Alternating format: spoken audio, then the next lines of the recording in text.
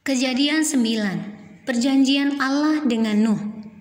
Lalu Allah memberkati Nuh dan anak-anaknya serta berfirman kepada mereka, "Beranak cuculah dan bertambah banyaklah serta penuhilah bumi. Akan takut dan akan gentar kepadamu segala binatang di bumi dan segala burung di udara, segala yang bergerak di muka bumi dan segala ikan di laut. Ke dalam tanganmulah semuanya itu diserahkan. Segala yang bergerak, yang hidup, akan menjadi makananmu. Aku telah memberikan semuanya itu kepadamu seperti juga tumbuh-tumbuhan hijau. Hanya daging yang masih ada nyawanya, yakni darahnya, janganlah kamu makan. Tetapi mengenai darah kamu, yaitu nyawa kamu, aku akan menuntut balasnya. Dari segala binatang aku akan menuntutnya, dan dari setiap manusia aku akan menuntut nyawa sesama manusia. Siapa yang menumpahkan darah manusia, darahnya akan tertumpah oleh manusia. Sebab Allah membuat manusia itu menurut gambarnya sendiri. Dan kamu beranak cuculah dan bertambah banyak, sehingga tak terbilang jumlahmu di atas bumi. Ya, bertambah banyaklah di atasnya."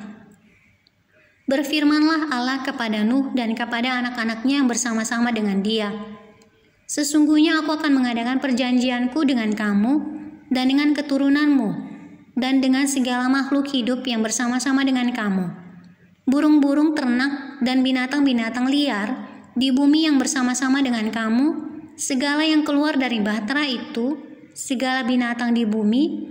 Maka kuadakan perjanjianku dengan kamu, bahwa sejak ini tidak ada yang hidup yang akan dilenyapkan oleh air bah lagi, dan tidak akan ada lagi air bah untuk memusnahkan bumi."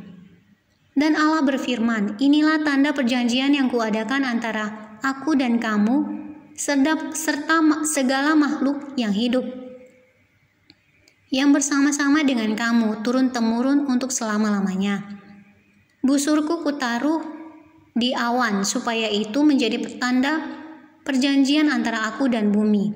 Apabila kemudian kudatangkan awan di atas bumi, dan busur itu tampak di awan, maka aku akan mengingat perjanjianku yang telah ada di antara aku dan kamu, serta segala makhluk yang hidup, segala yang bernyawa, sehingga segenap air tidak lagi menjadi air bah untuk memusnahkan segala yang hidup. Jika busur itu ada di awan, maka aku akan melihatnya, sehingga aku mengingat perjanjianku yang kekal antara Allah dan segala makhluk yang hidup, segala makhluk yang ada di bumi." Berfirmanlah Allah kepada Nuh, "Inilah tanda perjanjian yang kuadakan antara aku dan segala makhluk yang ada di bumi." Nuh dan anak-anaknya. Anak-anak Nuh yang keluar dari bahtera ialah Sem, Ham, dan Yafet. Ham adalah bapa Kanaan. Yang tiga inilah anak-anak Nuh, dan dari mereka inilah tersebar penduduk seluruh bumi. Nuh menjadi petani, dialah yang mula-mula membuat kebun anggur. Setelah ia minum anggur, mabuklah ia dan ia telanjang dalam kemahnya. Maka Ham bapa Kanaan itu melihat aurat ayahnya, lalu diceritakannya kepada kedua saudaranya di luar. Sesudah itu Sem dan Yafet mengambil sehelai kain dan membentangkannya pada bahu mereka berdua. Lalu mereka mundur. Mereka menutup aurat ayahnya sambil berpaling muka, sehingga mereka tidak melihat aurat ayahnya. Setelah Nuh sadar dari mabuknya dan mendengar apa yang dilakukan anak bungsunya kepadanya, berkatalah ia, "Terkutuklah Kanaan, hendaklah ia menjadi hamba yang paling hina bagi saudara-saudaranya."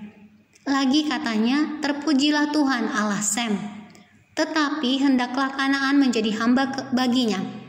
Allah meluaskan kiranya tempat kediaman Yafet, dan hendaklah ia tinggal dalam kemah-kemah Sem, tetapi hendaklah Kanaan menjadi hamba baginya.